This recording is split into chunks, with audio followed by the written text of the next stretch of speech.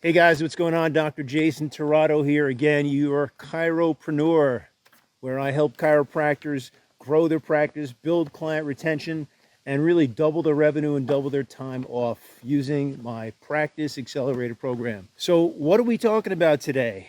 Let's talk about the 3 costly mistakes to avoid that chiropractors make that I constantly have to remind myself of not to make these same mistakes. And even after 20, 30 years in practice, you know what? Sometimes I find that I do make some of these mistakes, and I've got to continuously remind myself not to make these mistakes. I literally have to put index cards on the walls of my office sometimes just to kind of just remind myself. So let's kind of talk about the first one. First one actually has to do with practices throughout the country have this one trait that they all kind of share, and that is they are really, really great leaders. I mean, just really fabulous leaders, you know. And when I mean great leaders is they don't really do everything themselves. Meaning to say they don't try to take control of their entire practice. They have the ability to be able to kind of delegate things out, and they're not necessarily control freaks. Because what happens is you got to realize that there's a downside to really doing things all on your own. You know, you've got to be able to create an environment where you can allow other people in your practice to be able to do things. And one of the things that I created years ago, one of the first things I created in my practice was something called an SOP, which was a standard operating procedure manual. And I got to tell you something, the reason why I did that was because even though I thought I had a successful practice, I remember one time I met a chiropractor. He told me a truly successful practice, you'll know you have a really successful practice, is when you can go on vacation for months, 2 months, and your practice can still grow while you're gone. I mean, when he said that to me, that was deep. That was really moving. And it made sense. And so I asked this chiropractor, well, how do I basically do that? Because I had been managing everything on my own. And he said, look, you've got to create an SOP, a standard operating procedure. And whether it be a booklet or whether you do it on video, you have to write down, you have to have operating procedures inside your office, you know, step-by-step operating procedures, so people can basically pick up where you've left off. You know, so basically the boat doesn't sink. The boat doesn't sink while you're gone. And that's important, you know, because you can't do everything, by yourself. You've got to really focus on the most valuable things inside your practice. And that's what you got to do. And the problem with chiropractors is we can do everything. And when we are in our practice, we have the tendency to do everything.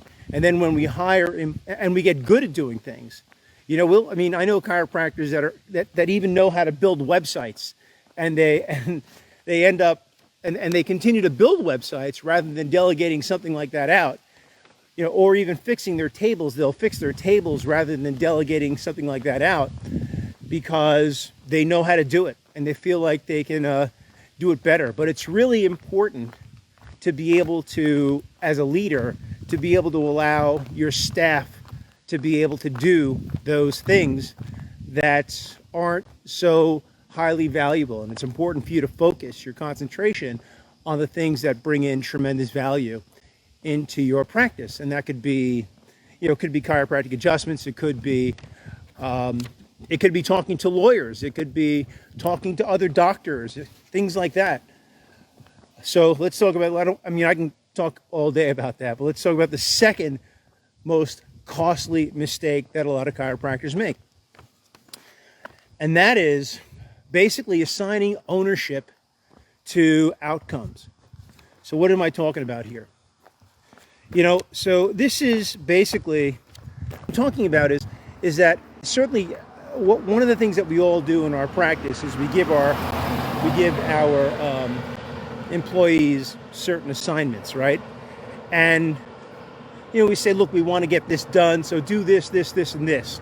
And then they do the project or whatever it is, the assignment, and then they come back and they say, what's next? But you see, that's sort of like that's a transactional delegation, right? And that's not really something that's very effective. That's short term.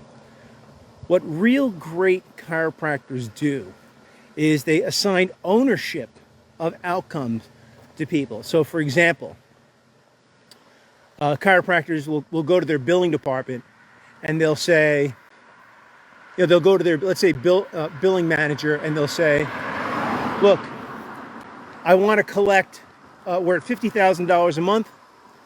I want to collect $60,000 a month, and that's where I want to be. That's what we should be doing. And they go ahead and go get it done. And they don't look over the shoulder. They don't look over the employee's shoulder, but they give the employee the opportunity to be able to be in charge of the outcome.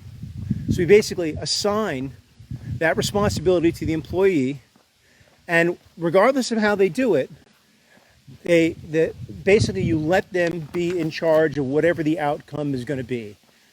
And that could be, let's say you have a marketing person that's inside your office, that's out, marketing your practice.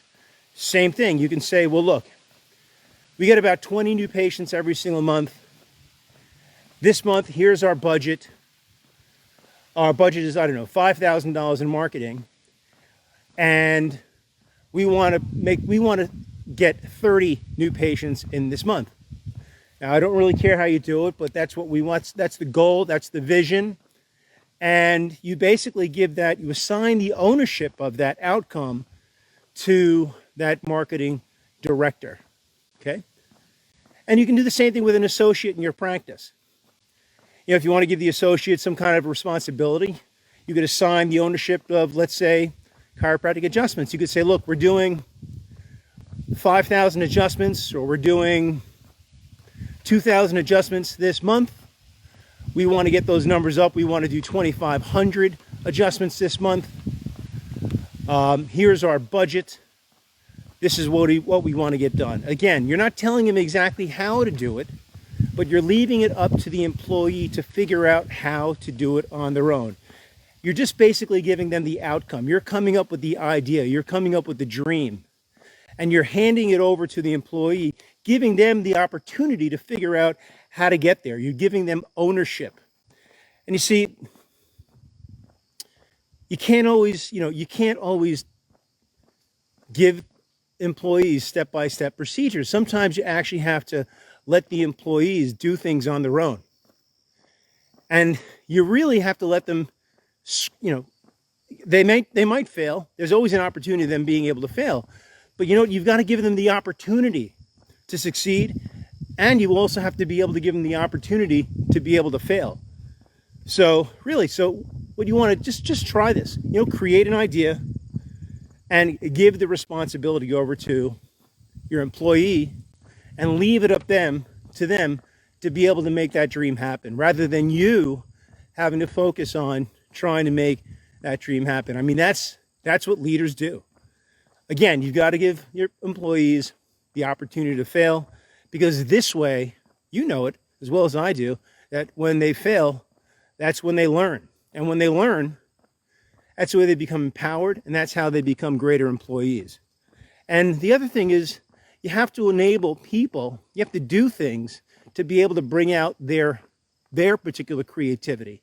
Because sometimes when you just give them, directions, you don't give them an opportunity to be able to be creative in your space. And that's what you want to do. So let's go on to number 3. Number 3, costly mistake. And that is, don't always come to the rescue with your employees. You don't always have to be there to rescue your employees when they make a mistake or bail them out. You've got to be able to let your employees, and I'm talking about full-time employees that have been with you for a while. You've got to give them the opportunity to be able to figure out things on their own, because this is how they grow. And so Sometimes if something's broken inside the office, something's not working properly, you have to ask them. You can't always have the answer. Sometimes you have to ask them and say, hey, what do you think? What do you think we should be doing to be able to fix this problem? Give me a couple of options. The answers aren't always coming from you. Even though you might have the answer, and even though you might want to just solve it really quick, I get that.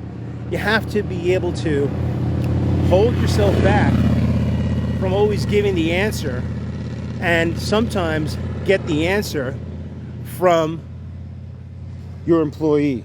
Really, really important, because this is what really creates amazing employees. And that's the job of a leader, to create amazing employees, amazing staff. Look, you can't just hire an amazing staff.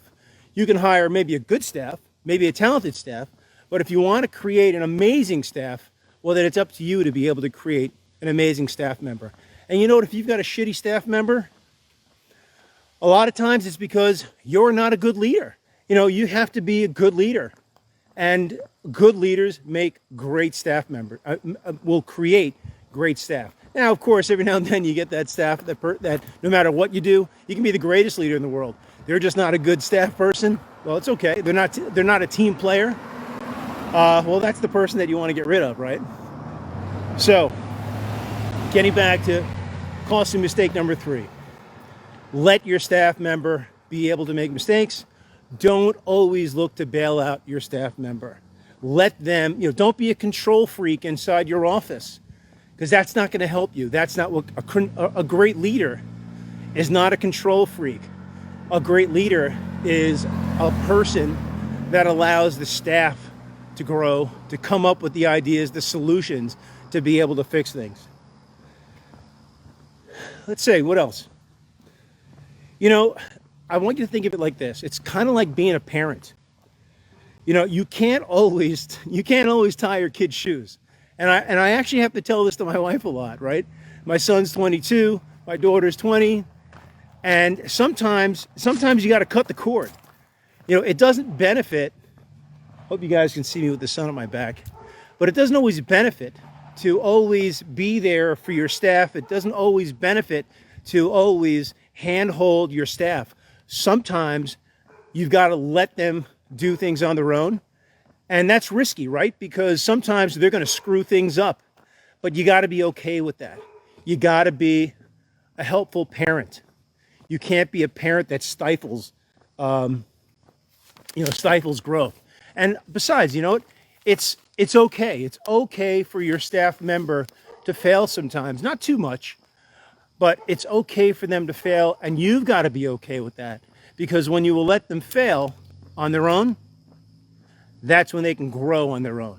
And when they can grow on their own, that's when you start having a really incredible practice that just kind of runs itself. Look, it's not easy. It's not easy, but it's something that takes some time. But anybody and everybody can do it. So that's what I want you to think about. Great leaders, great staff is created. Great staff isn't hired.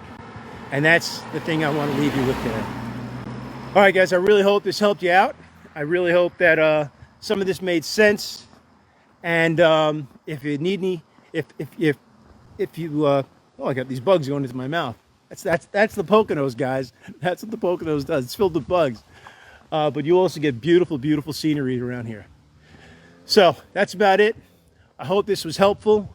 Please like below, and please share this with other doctors out there so that they can actually learn and they can improve their practices. Really, I want so much for this chiropractic profession to grow.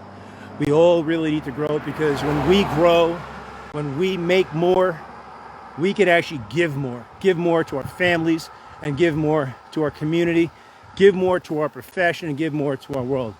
I love you guys. Thank you so much for watching.